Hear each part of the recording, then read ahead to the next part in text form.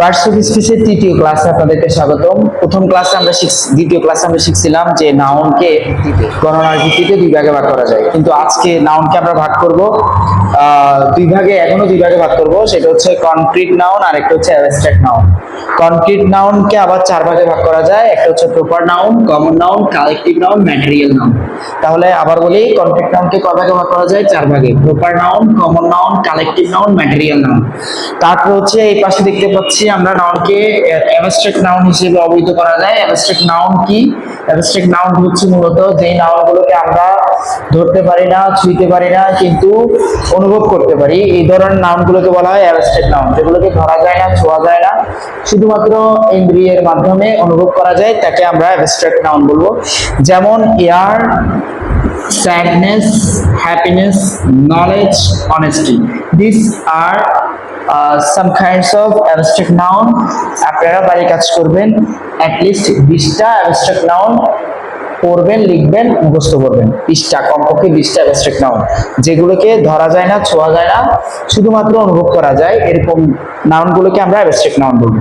চলেন, কনক্রিট নাউনকে কয় ভাগে ভাগ করা যায় বলছি? চার ভাগে। একটা হচ্ছে proper, common, collective, material. Proper noun কি? প্রপার নাউন হচ্ছে আমরা সাধারণত প্রত্যেকটা জিনিসের স্পেসিফিক নাম দিয়ে দিই, সেটাকে আমরা প্রপার নাউন বলবো। স্পেসিফিক নামগুলোই হচ্ছে মূলত প্রপার নাউন।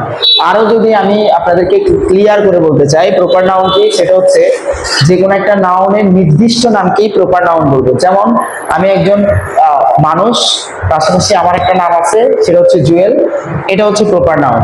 অর্থাৎ আমার যে স্পেসিফিক নাম সেটা হচ্ছে প্রপার নাউন।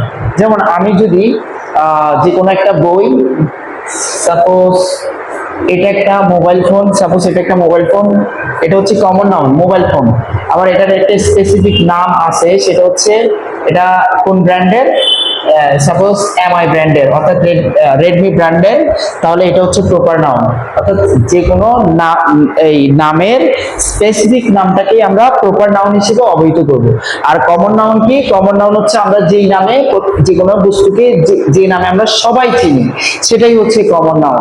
অর্থাৎ যে কোনো বস্তুর অথবা ব্যক্তির সবাই যে নামে তাকে চিনে, তাকে আমরা কমন নাউন বলবো। সাপোজ এখানে একটা যদি লোক আসে, তাহলে আমাকে আমার স্টুডেন্ট বলবে, স্যার একজন মানুষ আসছে, তার মানে তার নাম সে জানে না, তার কমন নাউনটা হচ্ছে কি?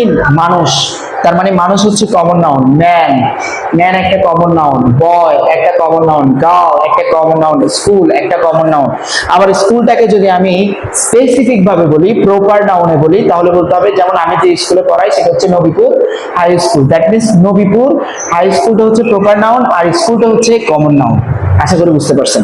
কালেকটিভ নাউন হচ্ছে সমষ্টিগত নাম। যেই নাম দ্বারা আমরা অনেকজন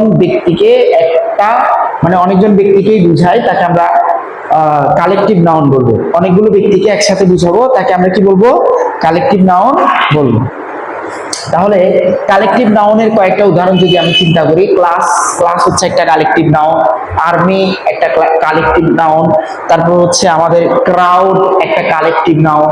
তার মানে হচ্ছে যেখানে একটা ওয়ার্ড দিয়ে অনেক ব্যক্তিকে বুঝাবে, একসাথে একটা শ্রেণীকে বুঝাবে, তাকে আমরা কালেকটিভ নাউন বলবো।